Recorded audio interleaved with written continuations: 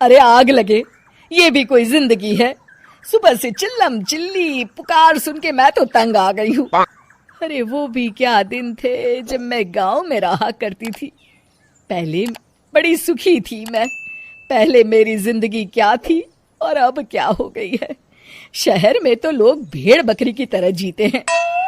जीने का असली मजा तो गांव में है।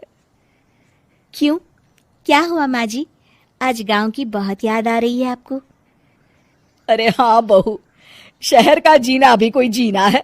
लोगों की आधी जिंदगी तो सड़कों के ट्रैफिक में निकल जाती है और यहाँ रखा ही क्या है। एक बात कहूँ, दिल्ली शहर अब पहले जैसा नहीं रहा। क्या माँ, जब देखो गांव के गुणगान गाती रहती हो।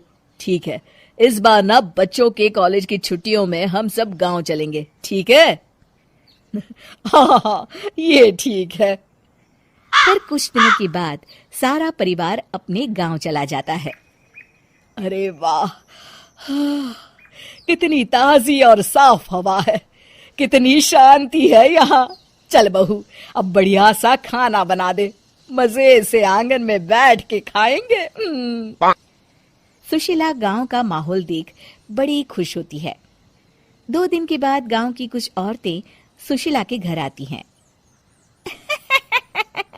बड़े दिनों के बाद गांव आई है सुशीला। हमें तो लगा कि तू शहर जाके गांव को भूल गई। और बतिया, तेरी बहू कैसी है? जरा मिलवा तो उससे। अरे मेरी बहू तो लाखों में एक है। बड़ी किस्मत वाली हूँ मैं जो मुझे जानकी जैसी बहू मिली है। हमेशा मेरी सेवा में लगी रहती है और आज तक कभी पलटकर जवाब नहीं दिया उसने। सुशीला की बातें सुनकर सभी औरतें हंसने लगती है।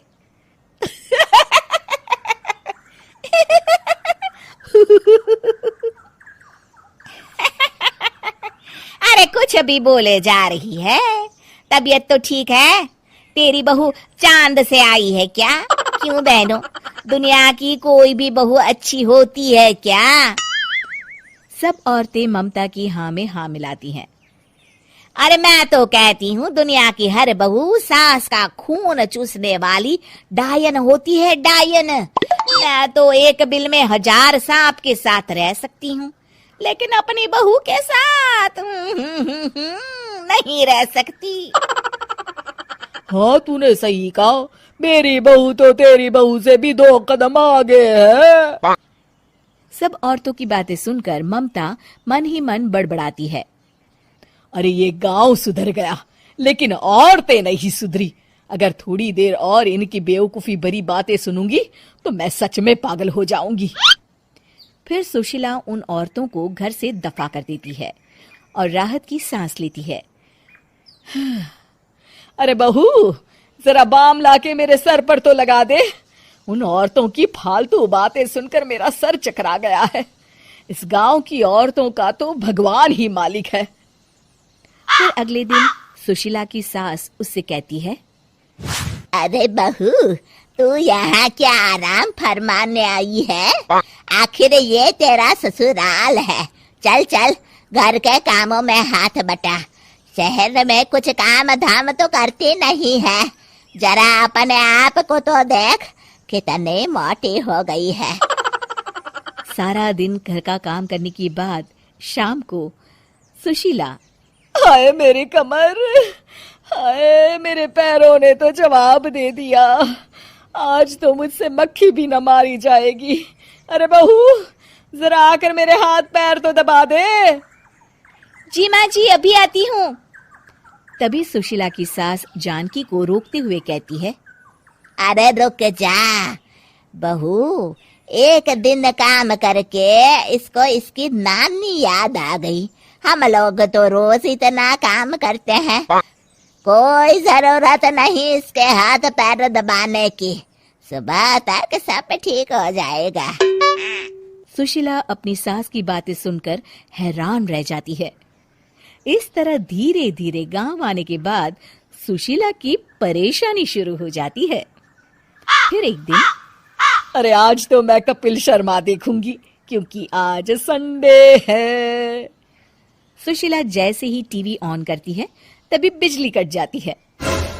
अरे सत्यानाश, इस बिजली को भी अभी जाना था। इतने दिनों से मैं टीवी सीरियल देख नहीं पाई। हमारा देश इतनी तरक्की कर रहा है, अरे पता नहीं ये गांव कब सुधरेगा।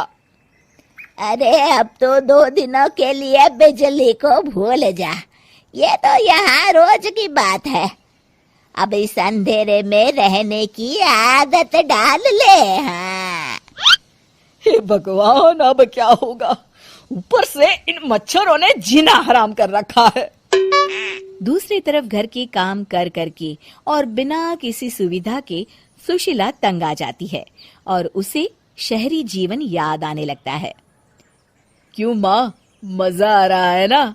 अरे आपने ऐसी सूरत क्यों बना रखी है? मुस्कुराइए, अब हम गांव में हैं। मोहन के साथ जानकी भी अपनी सास की खिंचाई करती है। हाँ हाँ माँ जी, आप ही तो यहाँ की बड़ी तारीफ कर रही थी। फिर अभी तो कुछ ही दिन बीते हैं, वैसे भी अब तो आप यहीं रहने वाली है ना? अरे नहीं नहीं बहू, मैं एक दिन और यहाँ रुकी तो मर जाऊंगी। मुझे शहर ले चलो। क्या दिन थे, कितनी सुखी थी मैं वहां। ठीक है माँ, हम कल ही वापस शहर चले जाएंगे। इस तरह सुशीला शहर आ जाती है और फिर कभी दोबारा गांव जाने की जिद नहीं करती।